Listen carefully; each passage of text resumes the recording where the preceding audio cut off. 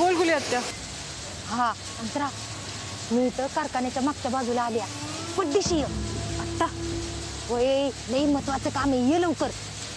हा ठीक. पकड पकड लवकर लवकर पकड.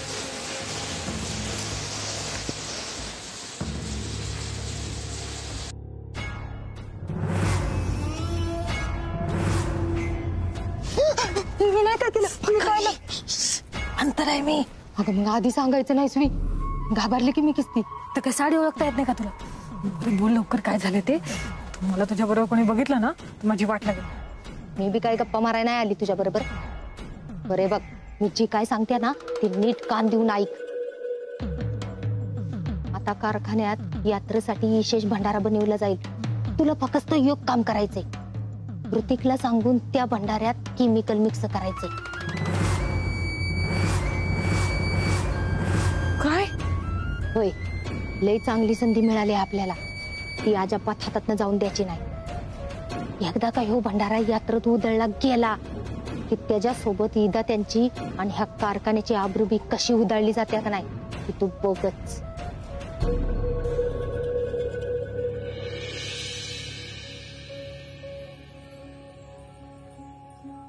कृष्णा, त्या नवीन कंपनीला माल पाठवायचा होता, त्याचं काय झालं बरं? तो कधीच पाठवला. आणि त्या जयसिंगच्या कंपनीच्या बिलांवर सह्या करायच्या होत्या, त्याचं काय? ते बी करून टाकलं. कुठे ती फाईल? ती दे ना मला. हा, अरे फाईल काय घेतोयस? लंच ब्रेक झालाय, चल जेऊया. एक काम कर की कृष्णा, तू जेवायला बस, मी एवढं काम संपून येतो. हा, काम काय होतच राहतात राया. पटदिशीने जेवून घेऊया, उठ बरं चल. काय ग कृष्णा, आज एवढ्या कामात न तुला जेवणाचं भान कसं काय आलं बरं? दररोज तर मला तुझ्या मागं लागावं लागतं. कृष्णा जेव, कृष्णा जेव. तवा कुठे जाऊन जेवतीस तू? काय आज काय स्पेशल? कारण आज आत्यांनी स्वतःच्या हाताने डबा बनवून दिलाय आपल्यासाठी. त्यामुळे आजच्या जेवणाची चव वेगळी आहे बघ राया. आणि होय रे राया, आत्यांचा आपल्यावरचा राग गेलाय, त्यामुळे किती समाधान वाटतंय ना. कितीतरी काळ आपण या दिवसाची वाट पाहत होतो. हो काय? हो, तुला आनंद नाही झाला वे? झालाय की आनंद, पण आईचे डोळे उघडण्यासाठी आपल्याला लय मोठी किंमत मोजावी लागली कृष्णा. म्हणजे तुझा अजून आत्यांवरचा राग गेला नाही तर? अरे राया, आपल्या आत्या लई भोळ्या आहेत. त्या कोणाच्या बी बोलण्याखाली येतात आणि त्यांना कोणाचं बी खरंच वाटतं. पण आता त्यांना सगळं कळालंय ना, मग झालं तर. खरंय तुझं, पण आता परत गुली मावशींच्या बोलण्यात येऊ नयेत म्हणजे झालं. नाही नाही, आता नाही येणार त्या, कारण त्यांना गुली मावशीचा स्वभाव कळालाय ना, त्यामुळे येणार नाही. बरं तू जेव. राया, आता सगळं कसं पहिल्यासारखं होतंय ना, त्यामुळे किती बरं वाटतंय. पण काय? पण बघ की, मी आत्या, दादासाहेब सगळ्यांची मनं जिंकली, पण माझी मामीच माझ्याशी बोलणं झाली र. जिनं मला सांभाळलं, मला लहानाचं मोठं केलं, मला एवढं शिकवलं. माझ्या एका निर्णयामुळं ती माझ्यापासून किती दुरावली. कृष्णा, मामीचं लई प्रेम आहे तुझ्यावरती, मग ती अशी सहजासहजी कशी माफ करेल बरं तुला? एखाद्यावर जर लई प्रेम केलं ना आपण, आणि स्वतःपेक्षा जास्त प्रेम केलं का नाही, आणि त्यात जर माणसाने आपल्याला दुखावलं तर त्यातनं सावरायला वेळ जातोच की. आता दादासाहेबांचंच बघ ना, तू किती चिडायचे आपल्यावर, किती रागवायचे, पण त्यांना जेव्हा त्या मागचा हेतू कळाला, त्यांना आपला स्वभाव कळाला, तेव्हा त्यांनी आपल्याला माफ केलंच की.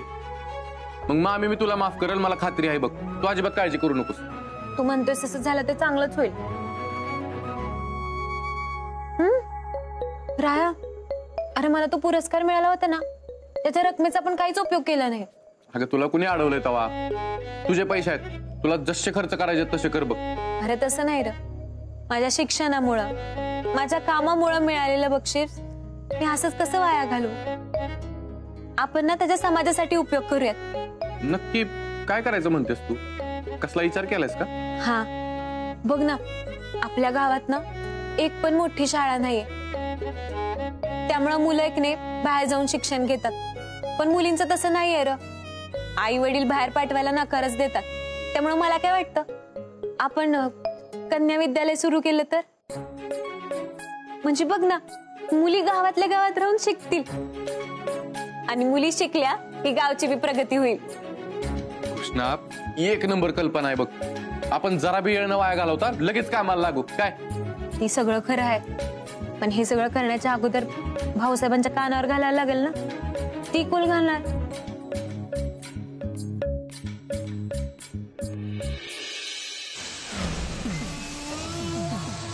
ऋतिक, पटकन काय करायचं ते सांग.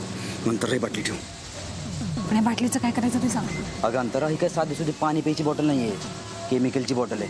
असं समज विष आहे त्याच्यामध्ये. जेवणातून पोटात गेलं ना तर माणूस खलास होते आणि अंगावर पडलं तर ॲसिडचं काम करतं. लई झाली मग. मला माहिती नको सांगत बसूस.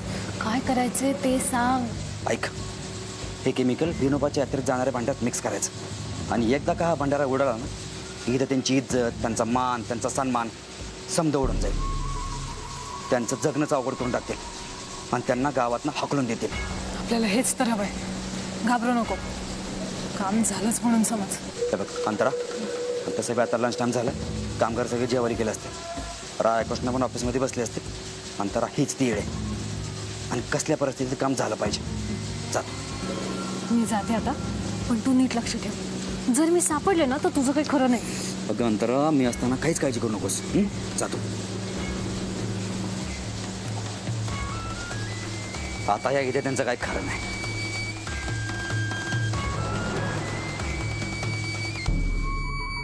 अरे आवरा लवकर, भांडारा पोचवायचा आहे आपल्याला. हे काय होतं झालं की जेवण.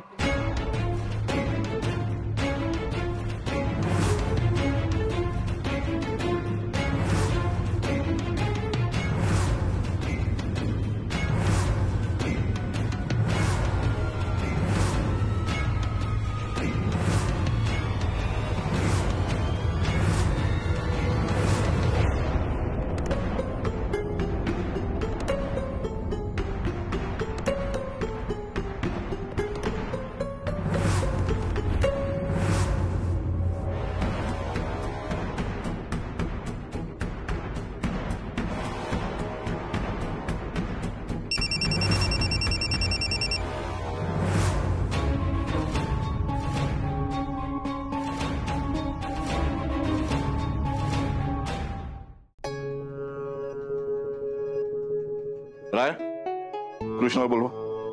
हो भाऊ. जामदार, कृष्णाला केबिन मध्ये पाठवा. हा. राया, यात्रेला पाठवायच्या हळदीचं काम कुठवर आलं? भाऊ, एकदम जोरदार काम चालू आहे बघा. विनोबाच्या यात्रेला भंडारा पाठवायचा आहे. हे ऐकून कामगार तर अजून जोरात काम करायला लागलेत बघा. अरे वा, शाबाश. आत येऊ का? ये ये.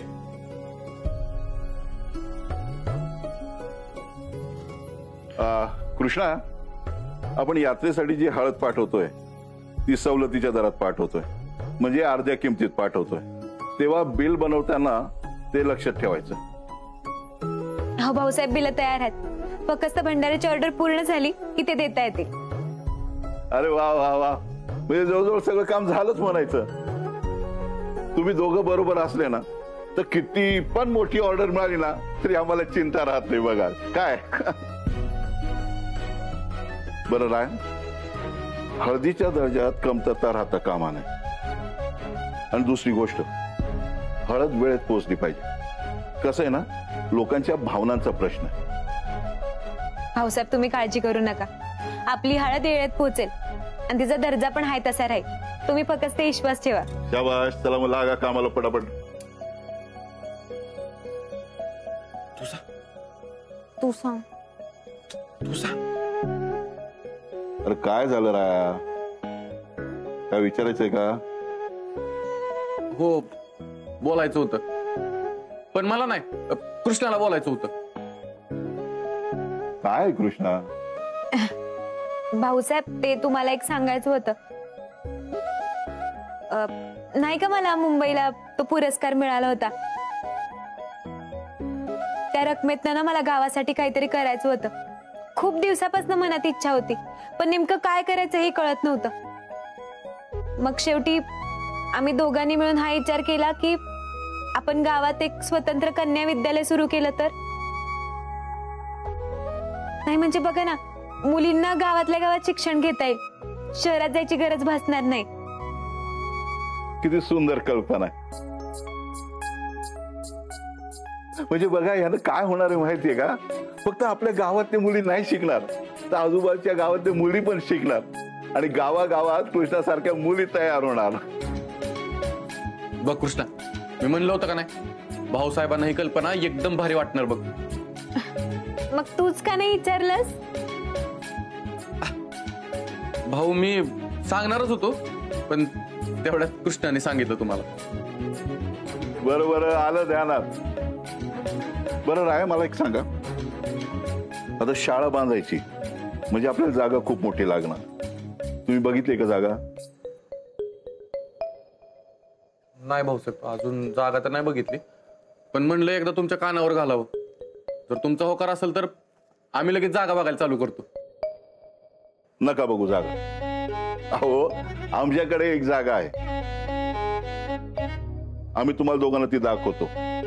कृष्णा तू ठरव ती शाळेसाठी योग्य आहे की नाही. चालेल? चला मग. भाऊ आत्ता लगेच? मग राया, चांगल्या कामाला कधीच उशीर करायचा नसतो काय. चला चला.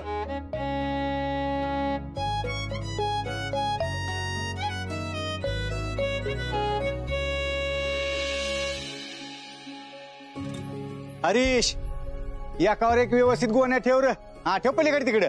हा यांना पण तिकडं सांग. हा तिथं. रामदार, कुठवर आली ऑर्डर? बाया सर, भंडाऱ्याची ऑर्डर सगळी पूर्ण झाली बरं का. हे बघा, गाडी लोडच केली आहे, आता पाठवूनच द्यायची फक्त. काय बोलता जामदार, एकच नंबर काम केलं बघा तुम्ही. भाऊसाहेबांना कळालं ना, लईच खुश होतील बघा. भाऊ ऑर्डर पूर्ण झाली बा. काय सांगताय? आपण दिलेल्या वेळेच्या आधीच सरपंचाची ऑर्डर पूर्ण केली. रे शाबाश, आम्हाला माहित होतं राया तुम्ही असंच करणार, म्हणून ही जबाबदारी आम्ही तुमच्यावर टाकली बघा. भाऊसाहेब, हे सगळ्या कामगारांमुळे शक्य झालंय बघा. आणि हो, जास्तीची ऑर्डर आली त्यामुळे अंतरान ऋतिकनं जोमाने लक्ष दिलं यामध्ये. ह्यांच्याशिवाय हे शक्य झालं नसतं. असं अंतरा, तुम्ही आमचा विश्वास तोडला नाही याचा आम्हाला आनंद वाटतो. आज तुम्ही सगळ्यांनी आमचं मन जिंकलंय. असं सगळ्यांनी एकत्र मिळून काम करा आणि आपल्या कारखान्याचं नाव आहे ना खूप मोठं करा. रायकृष्ण, आपल्याला निघायला पाहिजे. हो हो. हा जामदार. हो. येस.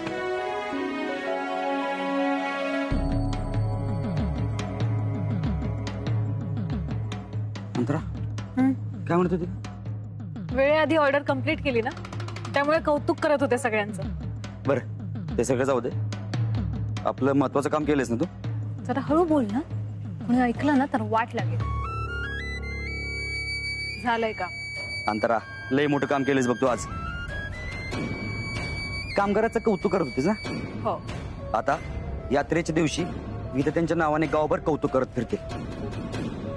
आणि असं कौतुक करतील का ना, ज्याचा इथं त्यांनी त्यांच्या स्वप्नात देखील कधी विचार केला नसेल.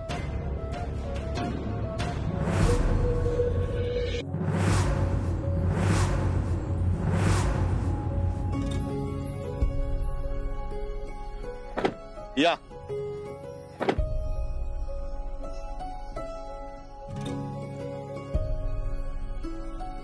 हे बघा, ही आमच्या मनातली जागा. कस काय वाटली? खूप मोठी जागा आहे भाऊसाहेब. आपण इथे किती मोठी शाळा बांधू शकतो. खरं आहे तुझं, शाळेसाठी एकदम योग्य जागा आहे. या जागेचं वैशिष्ट्य काय माहिती का? एक तर आपल्या गावाच्या जवळ आहे, रस्त्याच्या कडेला. त्याच्यामुळे काय होणार, फक्त आपल्या गावातली मुलं इथे शिकायला नाही येणार, तर आजूबाजूच्या गावातली मुलं पण इथे शिकायला येणार. जवळ विहीर पण आहे, त्यामुळे पाण्याचा प्रश्न मिटेल. आणि सगळ्यात मोठं, एवढी मोठी जागा म्हटल्यावर आपल्याला चांगलं छान पटांगण बांधता येईल, म्हणजे मुलींना खेळता पण येईल आणि अभ्यास पण करता येईल, जेणेकरून त्याचं स्वास्थ्य पण चांगलं राहील. काय आणि राय, पुढे मागे गरज पडली ना, आपण इथे छानपैकी कॉलेजची पण बिल्डिंग बांधू शकतो. भाऊ भाऊ, तुमचा तर सगळा प्लॅनच तयार झालाय की. अरे नाही, हे आत्ताचं प्लॅनिंग नाहीये, हे ना आमचं खूप वर्षापासूनचं स्वप्न आहे. पण ना कामाच्या व्यापामध्ये ना आम्हाला वेळ मिळाला नाही, मग आमचं स्वप्न स्वप्नच राहिलं, त्याला मुहूर्तच लागे ना. राय, आमचं काय स्वप्न होतं माहिती का, की आपल्या गावातल्या पोरांना ना शिक्षणासाठी दूर शहरात जायची गरज पडू नये, त्यांना तो त्रास होऊ नये, त्यामुळे मस्त त्यांना इथंच शाळा शिकायला मिळावी. पण काय झालं माहितीये का, कामाच्या व्यापात आहे ना आम्हाला वेळच मिळेना शाळेकडे लक्ष द्यायला. पण आज तुमच्या दोघांच्या रूपानं आमचं हे स्वप्न पूर्ण होत आहे, त्यातच आम्हाला समाधान आहे. बघा भाऊसाहेब, तुमचं हे स्वप्न आपण सगळे मिळून पूर्ण करूयात. गावाला जिल्ह्याला हेवा वाटेल अशी शाळा उभारूयात. भाऊ, आता जागेचा प्रश्न मिटलाच आहे तर आम्ही जोमानं तयारीला लागू. फक्त तुम्ही सांगा काय आणि कसं करायचंय ती. ठिणगी पडलीच आहे तर काम एकदम पूर्णच करून टाकू. नाही पोराव, आम्ही तुमच्या या कामामध्ये ढवळाढवळ करणार नाही. हे शाळेचं प्लॅनिंग, बांधकाम सगळं तुमचं तुम्ही करायचं.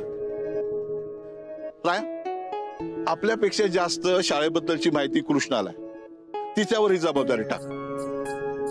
भाऊसाहेब, मला असं वाटतं आमच्यापेक्षा तुम्ही प्लॅनिंग केलं असतं ना तर ही शाळा आणखीन छान उभारली असती. अगं पोरी, फक्त आपल्या खानदानात नाही तर अख्ख्या गावामध्ये सगळ्यात जास्त शिकलेली पोरगी तू आहेस. तुला माहिती ना शाळा कशी पाहिजे. कृष्णा, तू माझं स्वप्न पूर्ण करतेस. अगं पोरी, अजून काय पाहिजे आम्हाला. त्यामुळे आज हक्कानं ही सगळी जमीन आम्ही तुझ्या ताब्यात देतो. आता इथं नंदनवन फिरवण्याची जबाबदारी तुझी.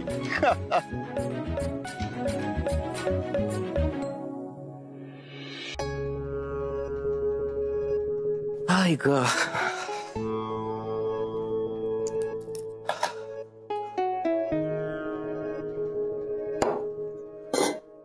कृष्णा, पाणी देतेस का ग जरा. कृष्णा,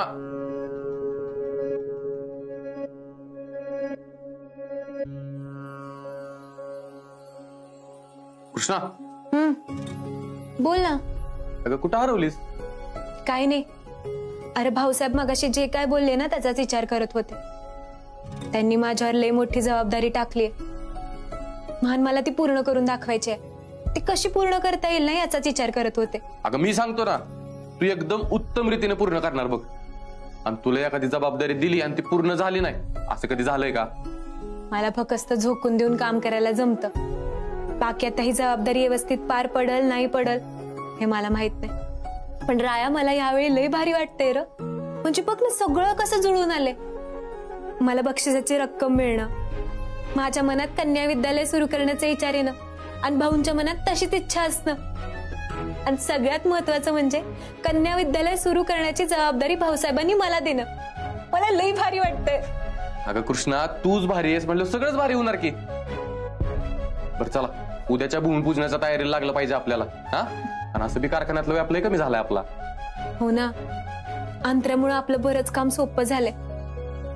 तिलाही मन लावून काम करते र.